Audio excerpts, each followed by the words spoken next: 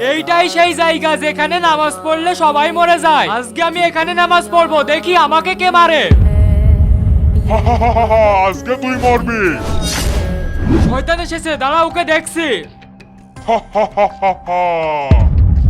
এই নে শয়তান। কে তুই? আমি গলা কাটা শয়তান, আমি তোর গলা কাটবো। ও আচ্ছা, বিসমিল্লাহ। দাঁড়িয়ে যা। হ্যাঁ? তুই আমার কাছে যা চাবি আমি তোকে তাই দেবো। তাহলে আমাকে এক বান্ডিল টাকা দে। দাঁড়া দিচ্ছি। আরে কতগুলো টাকা? তাহলে আমি আবার এক সপ্তাহ পরে আসবো। ঠিক আছে। শয়তান তুই কোথায় আছিস? চলে আয়।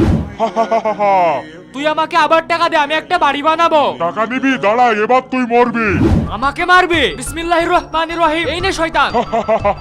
আরে তোর উপরে আমার ইমানি শক্তি কাজ করছে না কেন? কারণ তুই প্রথমবার এসেছিলি ইবাদত করার জন্য, আর এখন তুই ঈমান নষ্ট করে টাকার লোভে এসেছিস। আর আল্লাহ তাআলা কোনো লোভী মানুষকে পছন্দ করেন না।